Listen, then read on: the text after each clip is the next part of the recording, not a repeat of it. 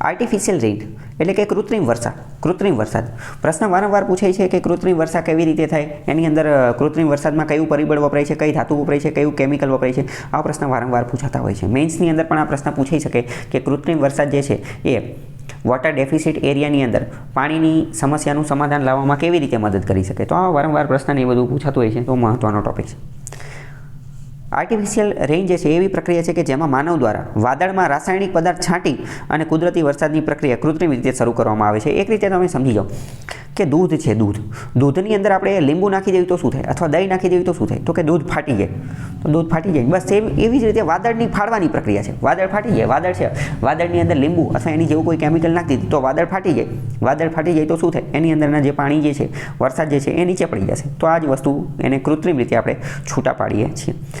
તો ક્લાઉડની અંદર આપણે જે નાખીએ એને શું કહેવાય, ક્લાઉડ સીડિંગ. આપણે કેમ દૂધની અંદર લીંબુ નાખ્યું કે તો ક્લાઉડ સીડિંગ, ક્લાઉડની અંદર વાદળની અંદર નાખીએ એને ક્લાઉડ સીડિંગ કહેવાય. અહીંયા મુખ્ય કયો સિદ્ધાંત હોય છે, તો હકીકતમાં અહીંયા જે સિદ્ધાંત લાગુ પડે એ કોન્ડેન્સેશનનો સિદ્ધાંત જે છે એ લાગુ પડે છે. બાષ્પીભવન પ્રકારનો અથવા ઘનીભવન પ્રકારનો સિદ્ધાંત જે છે એ લાગુ પડે છે. પાણીમાં વરાળના નાના બિંદુઓ હોય, જળબિંદુઓ હોય, એ જળબિંદુઓને ફાડી નાખે અને એવી રીતે વરસાદ નીચે પડે છે. મુખ્ય મોસ્ટ ઇમ્પોર્ટન્ટ પ્રશ્ન એવું પૂછાય છે કે કૃત્રિમ વરસાદમાં કયા રસાયણ ઉપયોગમાં લેવામાં આવે છે. તો એમાં સૌથી વધુ ઉપયોગમાં લેવાતું જો કેમિકલ હોય તો એ AgI સિલ્વર આયોડાઇડ છે. સિલ્વર એટલે કે ચાંદી, સિલ્વર આયોડાઇડનો ઉપયોગ થાય છે. આ ઉપરાંત પોટેશિયમ આયોડાઇડનો ઉપયોગ પણ થાય છે. સોડિયમ ક્લોરાઇડ NaCl મીઠું આપણે જેને કે એનો ઉપયોગ પણ થાય છે. અને ડ્રાય આઈસનો ઉપયોગ પણ થાય છે. ડ્રાય આઈસ એટલે કે સૂકો બરફ. આપણને એવું લાગે ડ્રાય આઈસ એટલે કે સૂકો બરફ હશે તો કે સફેદ બરફ હશે, એવું ન હોય. ડ્રાય આઈસ હકીકતમાં એ કાર્બન ડાયોક્સાઇડ એ ઘનની અંદર છે. કાર્બન ડાયોક્સાઇડ જ્યારે ઘન બની જાય, કાર્બન ડાયોક્સાઇડની જે ઘન અવસ્થા હોય એને તો ડ્રાય આઈસ, એને તો સૂકો બરફ જે છે એ કહેવામાં આવે છે.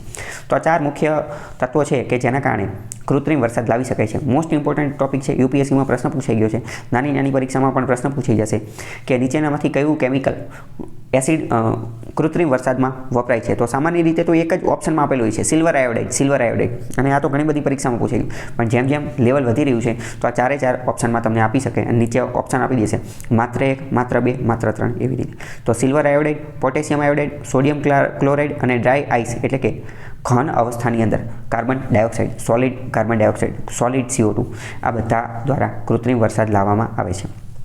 એની સ્ટેપ પણ આપેલા છે.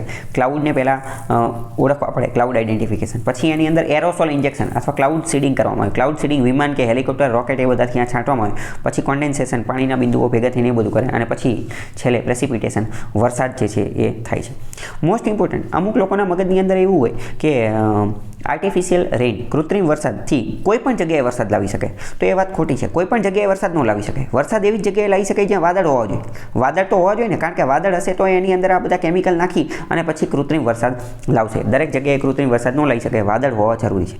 ઘણી બધી વાર, બહુ પહેલાં એક સમયની અંદર ચાઇનામાં કેવું હતું, ચાઇનાએ એકાદા વર્લ્ડ કપનું આયોજન કરેલું હતું અને આ વાદળ અને એ બધું હતું, તો વરસાદ આવે એવું હતું. જો એ સમયે વરસાદ આવી જાય તો શું થાય, આખા મેચનું ને એ બધાનું આયોજન ને એ બધું બગડી જાય. એટલે એણે જે તે સમયે આર્ટિફિશિયલ રેઇન, કૃત્રિમ વરસાદનો ઉપયોગ કરી અને પહેલાં જ તે વરસાદ લાવી દીધો, જેના કારણે મેચના સમયે વરસાદ આવે નહીં. કેમ? કારણ કે વાદળામાંથી હવે તો બધા વાદળામાંથી પાણી નીકળી ગયું, તો ફરીથી તો વરસાદ આવશે નહીં.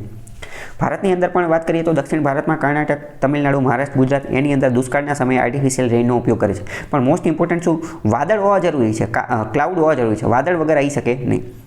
IITM પુણે દ્વારા પણ ક્લાઉડ એરોસોલ ઇન્ટરેક્શન પ્રોજેક્ટ ચલાવવામાં આવે છે અને સંશોધનને બધું કરવામાં આવે છે. આના લાભ અને નુકસાન બંને છે એ નીચે આપેલું છે, જોઈ શકો છો. પણ મુખ્યત્વે મોસ્ટ ઇમ્પોર્ટન્ટ શું છે કે એમાં કયા કેમિકલ વપરાય ને એ પ્રશ્ન તમને વારંવાર પૂછાતો હોય છે. તો હવે આગળનો પ્રશ્ન છે કે નીચેનામાંથી કઈ એસિડ રેઇન, એસિડ વરસાદથી બચવાની પદ્ધતિ નથી. એસિડ રેઇન આપણે અત્યારે ડિટેલમાં જોઈ લીધું કે એસિડ રેઇન શું છે, તો એમાંથી બચવાની પદ્ધતિ કઈ નથી.